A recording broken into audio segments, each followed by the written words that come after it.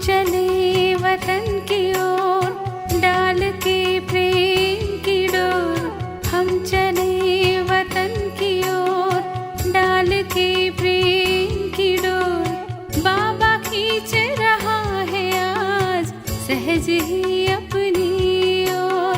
हम चले वतन की ओर।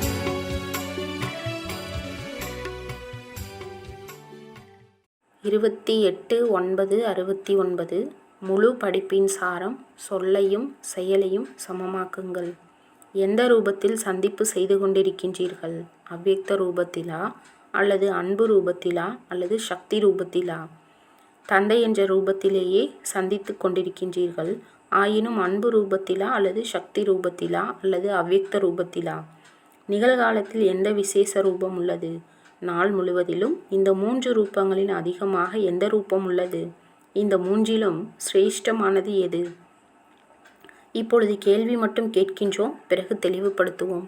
இப்பொழுது அனைவரும் எடுத்துக்கொண்ட அதிகப்படியான பயிற்சி வகுப்பிலிருந்து தடைகளை ஒரு வினாடியில் அழிக்க வல்ல எந்த ஒரு சக்திசாலியான கருத்தை எடுத்திருக்கின்றீர்கள்? ஒவ்வொருவரும் வெவ்வேறு கருத்தை கூறினர். இப்பொழுது யாரெல்லாம் கருத்துக்களை கூறினீர்களோ அவர்கள் அனைவரும் இந்த கருத்தை பயன்படுத்தினால் எவ்வளவு நேரத்தில் தடை விலகியது என்ற தனது அனுபவத்தை மீண்டும் எழுதி அனுப்ப வேண்டும். எவ்வாறு ஒரு மருந்தை ஒருவர் பயன்படுத்தி பார்த்த பிறகு அநேகர் அதன் லாபத்தை பெறுவது எளிதாகின்றது. இப்பொழுது வெளிப்பட வேண்டிய வெவ்வேறு கருத்துக்களின் சாரமாக 2 வார்த்தைகளை நினைவில் வைத்துக் கொள்ளுங்கள். அதில் உங்களுடைய அனைத்து விஷயங்களும் அடங்கியிருக்க வேண்டும். இப்பொழுது எடுத்துக்கொண்ட இந்த பயிற்சியின் முக்கிய சாரத்தை 2 வார்த்தைகளில் நினைவில் வைக்க வேண்டும். அவை என்ன சொல்கின்றீர்களோ அதை செய்தல். நாங்கள் பிரம்மா குமாரிகள், பாப்தாதாவினுடைய கட்டளைப்படி நடப்பவர்கள், உதவியாளர்கள் என்று கூறுகின்றீர்கள். என்ன விஷயங்களை கூறுகின்றீர்களோ அதை செயல்படுத்த வேண்டும். சொல்வது மற்றும் செய்வதில் வித்தியாசம் இருக்கக்கூடாது. இதுவே உங்கள் படிப்பின் சாராம்சமாகும். விகாரம் என்பது கெட்டது என்று சில வருடங்களாக நீங்கள் கூறுகிறீர்கள், பிறருக்கும் சொல்கின்றீர்கள். ஆனால் தான் வீடு கிரகஸ்தத்திலிருந்து விடுபட்டவராகி நடப்பதில்லை எனில் தனது சொல்லும் செயலும் மாறிவிடுகின்றது. ஆகையினால் இன்றிலிருந்து என்ன சொல்வோமோ அதையே செய்வோம் என்பதை நினைவில் வைத்துக் கொள்ளுங்கள். என்ன சிந்திக்கின்றீர்களோ மற்றும் உலகிற்கு கூறுகின்றீர்களோ அதை செய்து காண்பிக்க வேண்டும். சொல்ல மட்டும் கூடாது, செய்தல் வேண்டும். இப்பொழுது மீதமுள்ள சேவை சொல்லால் நடைபெறாது, ஆனால் தன்னுடைய செயலால் நடைபெறும். சொல், செயல் மற்றும் நடத்தை என்று சொல்கின்றார்கள் அல்லவா? எனவே சொல், செயல் மற்றும் நடத்தை 3மே ஒன்றாக இருக்க வேண்டும். அப்பொழுதே கர்மாதீத நிலையை அடைய முடியும். ஒவ்வொரு நேரமும் என்ன சொல்கின்றோமோ அதை செய்கின்றேனா என்பதை சோதனை செய்யுங்கள். நாங்கள் சர்வசக்திவானின் குழந்தைகள் என்று கூறுகின்றீர்கள், ஆனால் செய்வது என்ன? பலகீனமான விஷயங்கள். இன்றிலிருந்து எதை சொல்வேனோ அதையே செய்வேன் என்பதை உறுதி செய்யுங்கள். யார் செய்வார்களோ அவர்களை பார்த்து பிறரும் தானாகவே செய்வார்கள். நீங்கள் முயற்சி செய்வதற்கான அவசியம் இருக்காது. சொல்வது ஒன்றாகவும் செய்வது இன்னொன்றாகவும் இருக்கின்றது என்று இப்பொழுது வரை புகார்கள் வந்து கொண்டிருக்கின்றன. புகார்களை முற்றுப்பெற செய்ய வேண்டும். புகார் முற்று பெற்றுவிட்டால் பிறகு என்ன ஆகுவீர்கள்?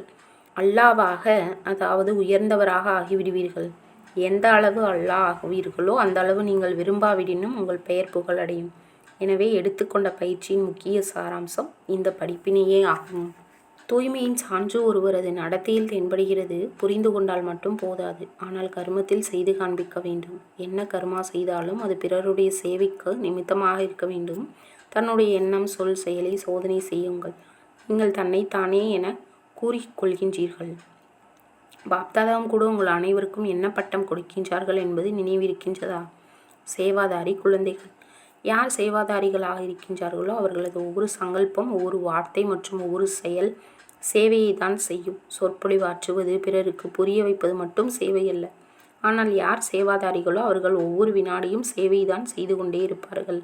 எனவே ஒவ்வொரு வினாடியும் என்னுடைய நடத்தை சேவை நிறைந்ததாக உள்ளதா அல்லது எனது நடத்தை சேவையை கெடுக்கக்கூடியதாக உள்ளதா என்று தன்னைத்தான் பார்க்க வேண்டும்.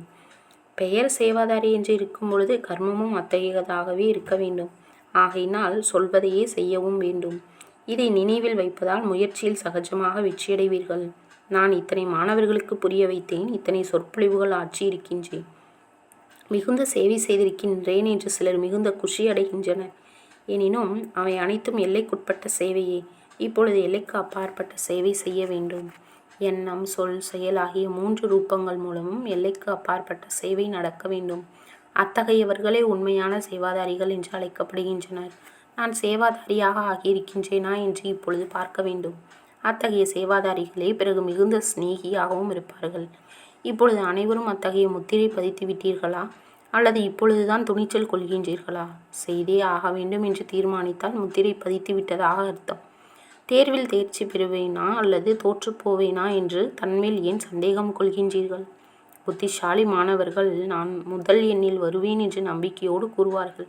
ஒருவேளை முதலிலேயே தன் மீது சந்தேகம் கொண்டால் சந்தேகத்தின் முடிவு என்னவாக இருக்கும்? பிறகு வெற்றியாளராக ஆக முடியாது. எதுவரை நம்பிக்கை இல்லையோ, சிறிதளவேனும் சந்தேகம் இருக்கிறதா, அதுவரை வெற்றியாளர் ஆக மாட்டார்கள். ஆஸ்தியை அடைந்தே தீருவோம் என்று நீங்கள் ஆரம்பத்திலிருந்து கங்கணம் கட்டி இருக்கிறீர்களா அல்லது பார்க்கலாம் என்று நினைத்தீர்களா? கங்கணம் கட்டி இருப்பது என்றால் ஆகிவிட்டதாக அர்த்தம். இப்பொழுது விசேஷமாக அதிசயமான சேவை செய்ய வேண்டும். தன்னுடைய தொடர்பின் மூலம் ஒரு பொழுதும் அழிய இயலாத அளவிற்கு அனைவர் மீதும் வண்ணம் பூசுங்கள். அருங்காட்சியகத்தில் செய்தியை மட்டும் பெற்று செல்கின்றனர். ஆனால் இப்பொழுது ஒரு பொழுதும் அழியவே முடியாத அளவிற்கு நமது தொடர்பின் வண்ணத்தை அழிவற்றதாக பூச வேண்டும் என்பதில் கவனம் வைக்க வேண்டும். இப்பொழுது நீங்கள் உயரம் தாண்டி முன்னேறி செல்ல வேண்டும். முதலில் நடப்பதற்கான சமயம் இருந்தது, பிறகு ஓடுவதற்கான சமயம் வந்தது. இப்பொழுதோ உயரம் தாண்டுவதற்கான சமயமாகும். ஒருவேளை ஓடிச் சென்றடைய முயற்சித்தால் வெகு தாமதமாகிவிடும். உயரம் தாண்டி குதிப்பதற்கு நேரம் ஆவதில்லை. ஏக்ரஸ் நிலையில் இருப்பதற்காக ஒரே ஒரு சுத்த சங்கல்பம் கொள்ள வேண்டும். அது எந்த ஒரு சங்கல்பம்? ஒன்று சிநேகியாவது, இரண்டாவது சேவாதாரியாக இருப்பது. அவ்வளவுதான். இதை தவிர வேறு எண்ணம் கூடாது. சேவாதாரிக்கு சேவையை பற்றிய எண்ணமே எழும். பட்டியின் லட்சியமான தான் மாறி பிறரை மாற்ற வேண்டும் என்பதை சதா நினைவில் வைக்க வேண்டும். இதுவே நம்பிக்கையின் அடையாளமாகும். உங்கள் மீது என்ன முத்திரை உள்ளது? நிச்சய புத்தி, பற்றற்ற நிலை மற்றும் சேவாதாரி என்பதன் முத்திரை. இந்த திரிமூர்த்தி முத்திரையின் அடையாளம் பதிந்துள்ளது. தனது இந்த அடையாளத்தை நிலையானதாக வைத்து கொள்ள வேண்டும். தனக்கு சமமாக பிறரையும் தன்னை விடவும் உயர்ந்தவராக ஆக்க வேண்டும். குறைந்தவராக அல்ல, தன்னை விட உயர்ந்தவராக ஒருவரை ஆக்குவது என்பது கூட தன்னுடைய உயர்வு அல்லவா? तुम बच्चों को तो सर्विस करनी है, जो बाबा कहते हैं सबको ये बताओ कि देखो तुम्हारा एम एंड ऑब्जेक्ट ये है, एक गीता है बढ़िया, ये राजयोग है ना बच्चे। कैसे है राजयोग? बिल्कुल सहज है कि बाप को याद करो तो ये वैसा मिलेगा तुमको। ओम शांति।